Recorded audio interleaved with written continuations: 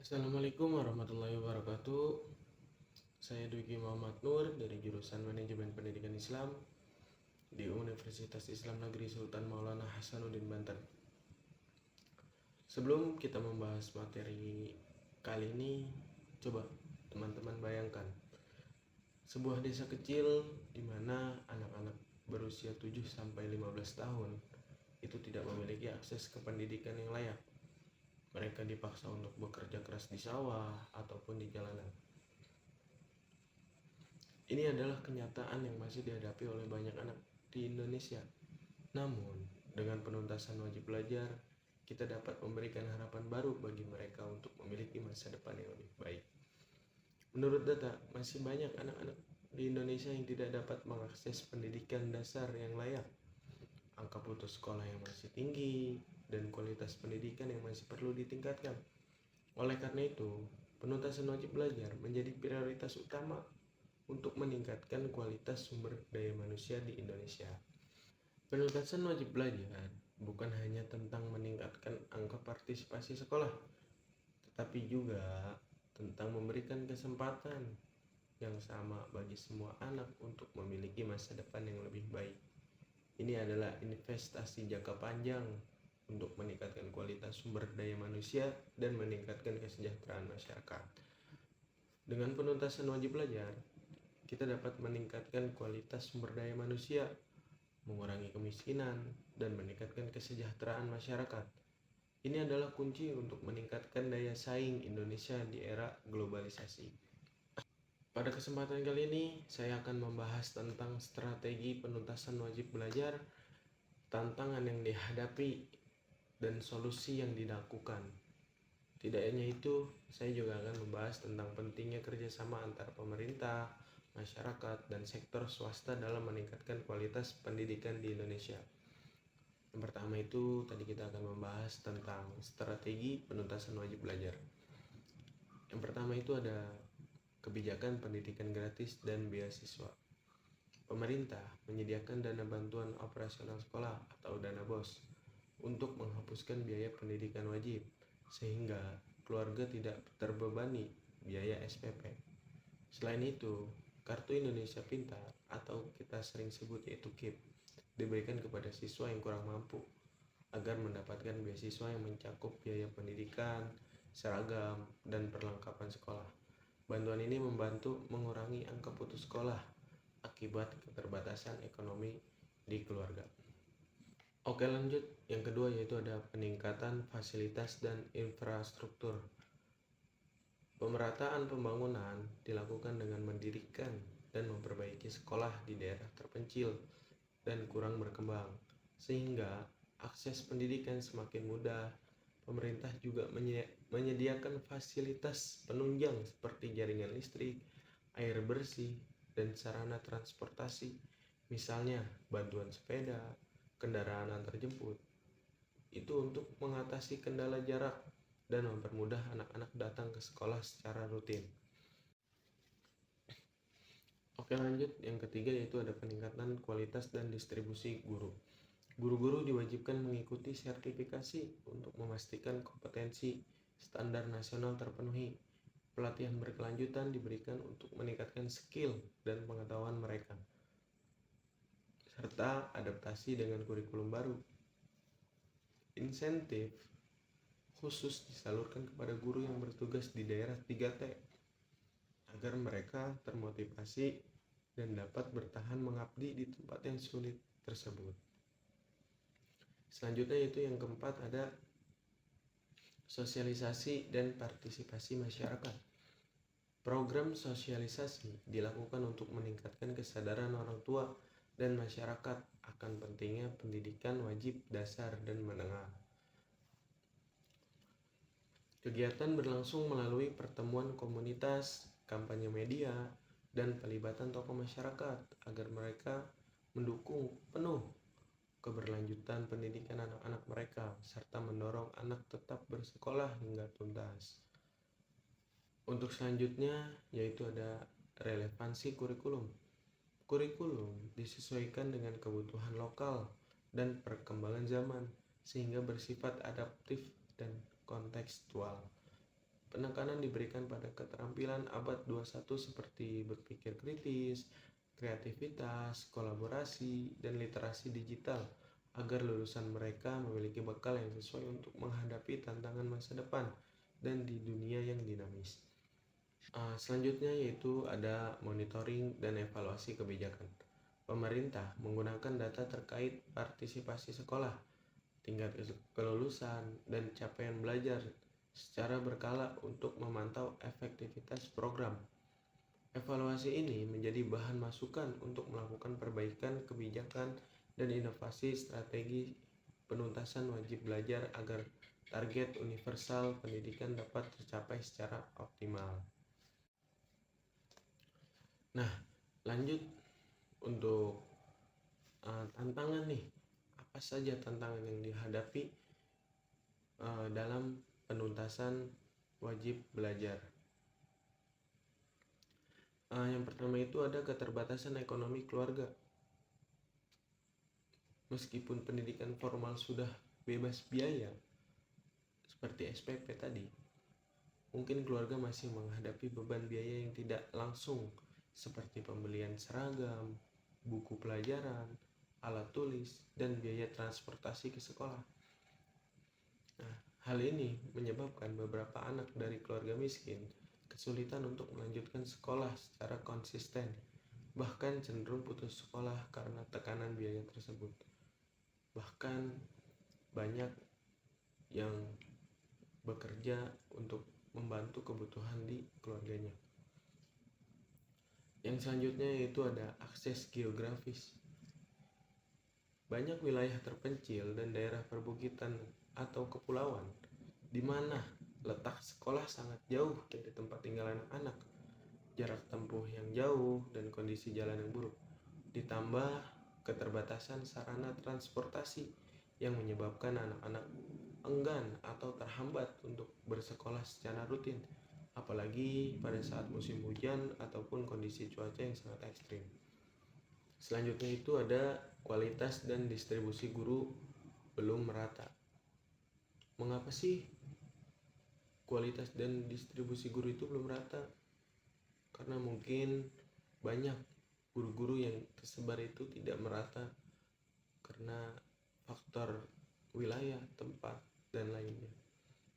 Karena guru yang memiliki sertifikasi dan kompetensi tinggi umumnya lebih banyak terkonsentrasi di daerah perkotaan dan pusat-pusat pendidikan, dan di daerah terpencil dan 3T, kekurangan guru-guru berkualitas dan sering terjadi rotasi. Selanjutnya yaitu ada sarana prasarana tidak memadai. Banyak sekolah mengalami kerusakan fisik seperti ruang kelas yang bocor, atap rusak, dan kurangnya fasilitas penunjang pembelajaran seperti laboratorium, perpustakaan, komputer, dan sarana olahraga. Kondisi ini mengurangi kenyamanan dan efektivitas proses belajar mengajar serta berimbas pada rendahnya motivasi siswa dan guru. Selanjutnya yaitu ada keterbatasan anggaran. Dana BOS yang memiliki sumber pembiayaan operasional sekolah terkadang terlambat disalurkan sehingga mengganggu kelancaran kegiatan belajar.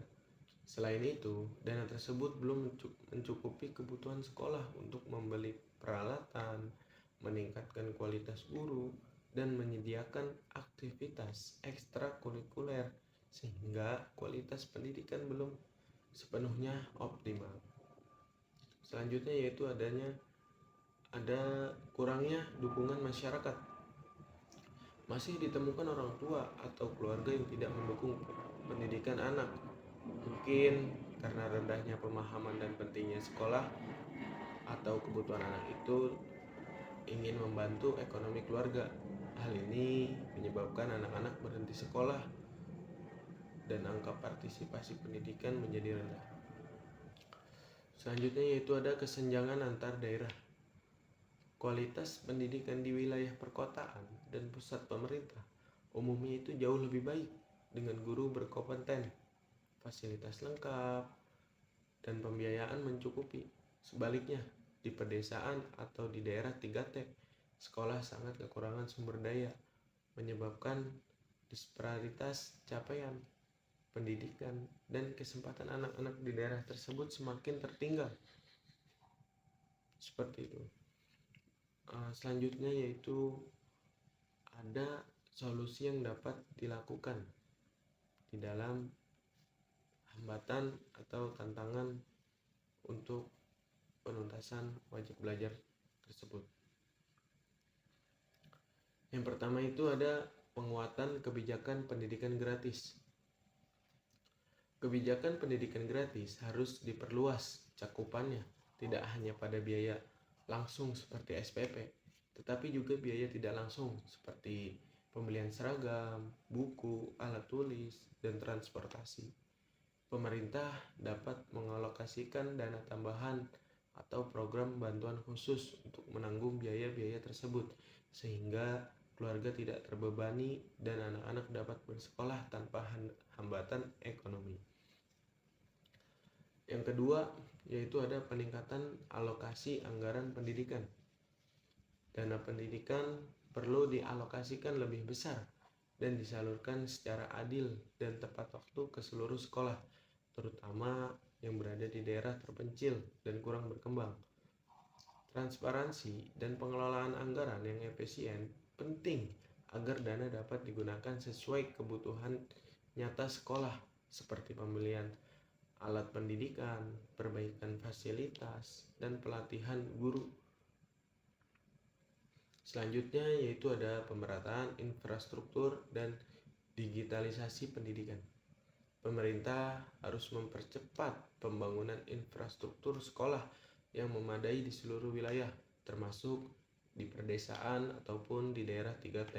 Selain itu, pengembangan akses internet dan penyediaan perangkat digital seperti komputer dan tablet itu akan memperluas kesempatan belajar siswa, mendukung pembelajaran jarak jauh, dan memperkaya metode pembelajaran sehingga lebih menarik dan efektif. Selanjutnya yaitu ada peningkatan kompetensi guru.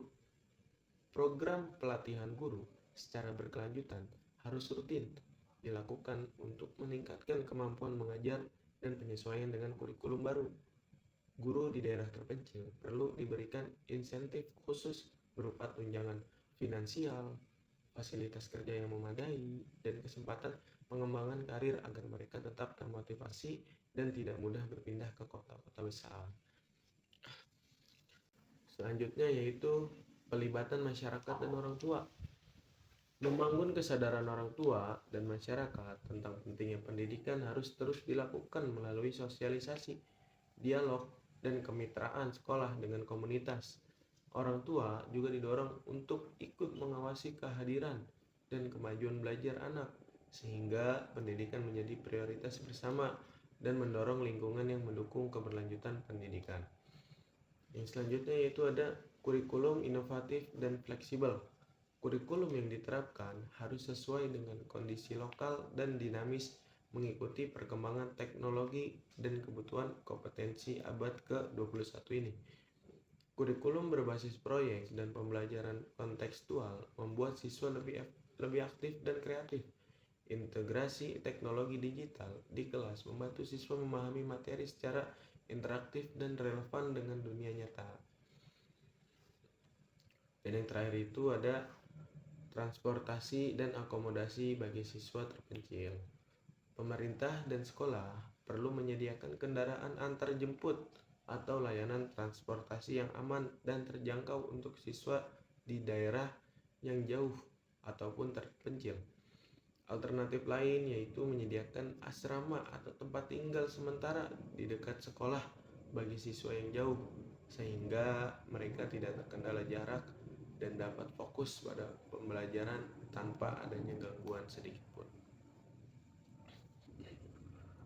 Nah, yang terakhir itu adanya pentingnya kerjasama dalam meningkatkan kualitas pendidikan di Indonesia.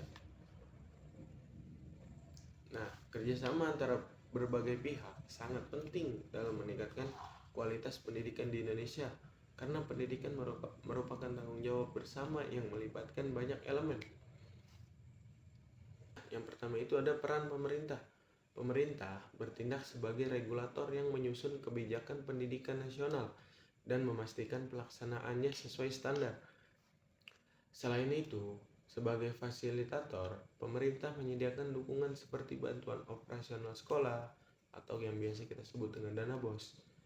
Terus kartu Indonesia Pintar atau yang biasa kita sebut dengan KIP, dan membangun infrastruktur pendidikan yang memadai untuk memastikan akses yang merata. Peran ini menunjukkan komitmen negara. Namun, pemerintah tidak bisa menjalankan semua tugasnya sendiri tanpa dukungan dari unsur lain dalam masyarakat. Nah, yang kedua itu ada peran masyarakat. Tidak cuma pemerintah, masyarakat juga berperan dalam penuntasan wajib belajar ini, terutama orang tua dan komunitas lokal. Memegang peran krusial dalam mendukung proses pendidikan.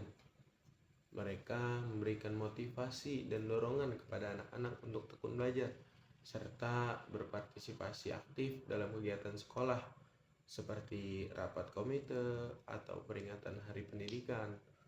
Pengawasan sosial juga membantu memastikan anak tetap bersekolah dan menjalani pendidikan secara optimal. Dengan keterlibatan ini, lingkungan belajar menjadi lebih kondusif dan program pendidikan lebih berhasil lagi.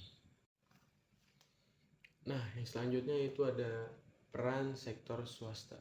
Tidak hanya pemerintah, masyarakat, tetapi sektor swasta juga berperan dalam penuntasan wajib belajar.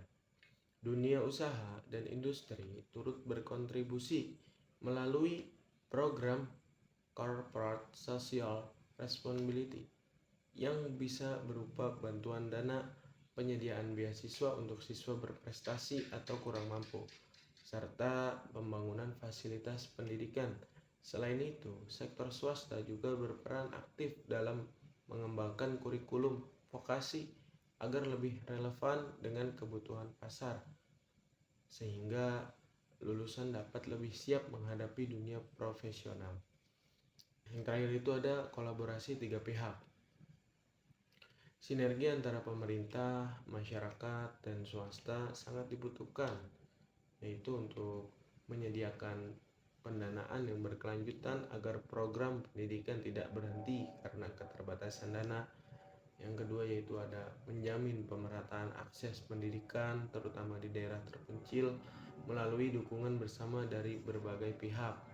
Yang ketiga itu ada mengembangkan kurikulum yang sesuai dengan kebutuhan abad 21, mengintegrasi kemampuan teknologi dan keterampilan praktis.